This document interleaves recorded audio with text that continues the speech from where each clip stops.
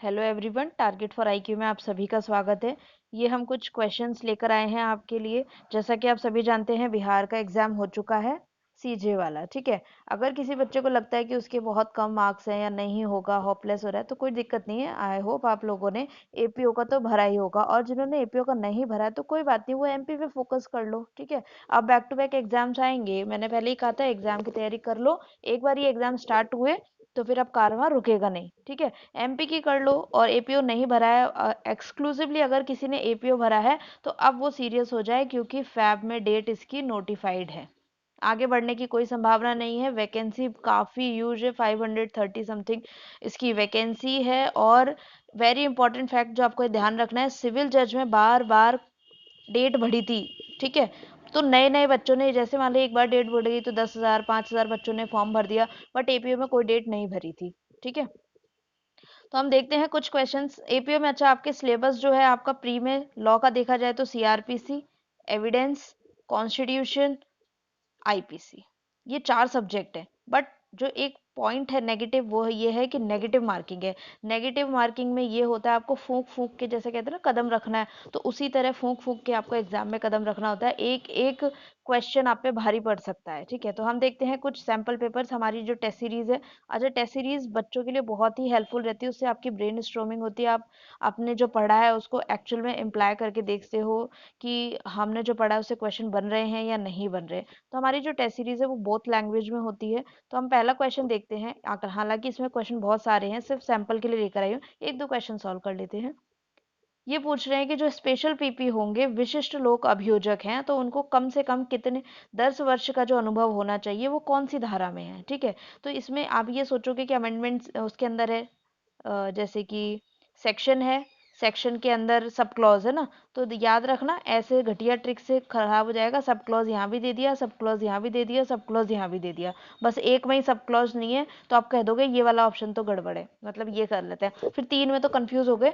ये जो eliminating method वाला प्रोसेस होता है, ये वहां सही होता है जहां पर आप दो ऑप्शन को क्या कर सको, 50-50, जैसे केबीसी में चलता था ना 50-50, मतलब दो गलत क्वेश्चन हटा दिए जाएं कंप्यूटर जी, तो जहां आप दो क्वेश्चन हटा सको वहीं पर ये अप्लाई किया करो। ठीक है। तो वैसे इसका करेक्ट आंसर हो जाएगा 24 सब क्लॉज 8।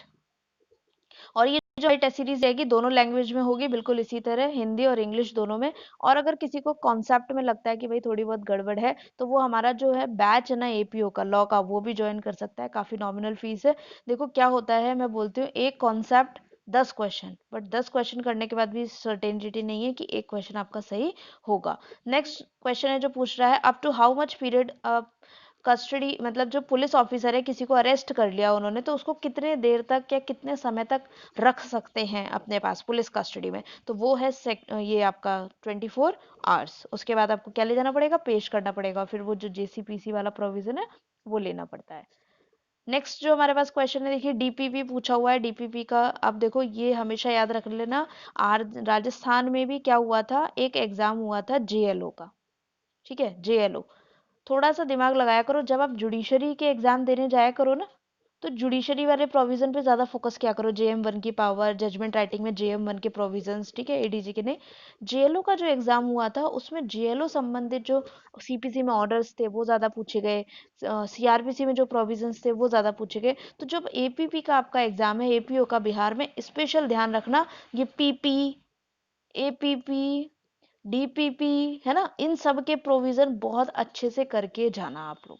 तो ये पूछ रहे हैं अंडर विच सेक्शन सीआरपीसी में डीपीपी का प्रोविजन कौन से सेक्शन में, तो ये अमेंडमेंट से है, लास्ट उसका आता है एरिया का, तो ये सेक्शन 25A।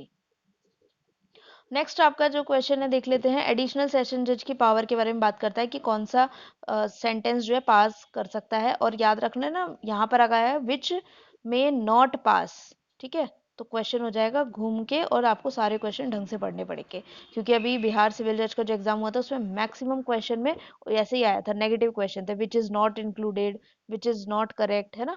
तो हम देख लेते हैं एडिशनल सेशन जज का। सबसे पहले आंसर देखेंगे तो आपको पता होना चाहिए, एडिशनल एडीजे और डीजे दोनों की सेम पावर है, दोनों सेम पावर है, सेम सेक्शन है।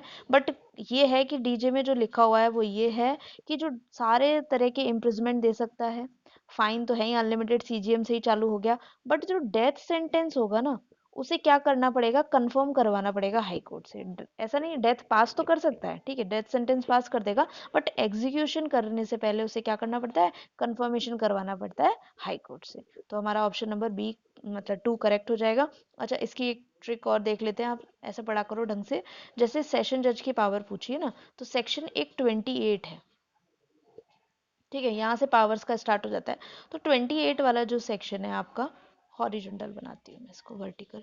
देखो सेक्शन जो 28 है उसमें पावर्स की बात की गई है। तो 28 का जो फर्स्ट क्लॉज आएगा, सब क्लॉज आएगा ना, उसके अंदर हाई कोर्ट, क्योंकि सबसे पहले कौन आती है, हाई कोर्ट, तो हाई कोर्ट की पावर है, सब कुछ दे सकता है। दूसरे नंबर पे कौन आता है, डीजे एडीजे, डीजे एडीजे दोनों का इनका है, तो इनकी वही है, सिर्फ डेथ सेंटेंस कंफर्म कराना पड़ेगा। और तीसरे पे आता है असिस्टेंट, और 3 ही सब क्लॉज है, और ये सेक्शन यहाँ पे खत्म असिस्टेंट की, ठीक है। नेक्स्ट उसके बाद जो आपके पास सेक्शन आता है ना 29, उसमें सीजीएम वाली चलेंगी पावर, जो आप सेलेक्ट होंगे जैसे जुडिशियल मजिस्ट्रेट बनते हैं ना। तो देखो पहले नंबर पे आता है सीजीएम, सबसे पहले सीजीएम की पावर है ना। फिर दूसरे नंबर पे आएगा जेएम 1, इससे छोटा होता है ना। फिर तीसरे नंबर पे कौन आता है, जेएम 2। अब आप सोच रहे होंगे एमएम और वो सब कहाँ गए, एमएम इन्हीं के तो भाई होते हैं।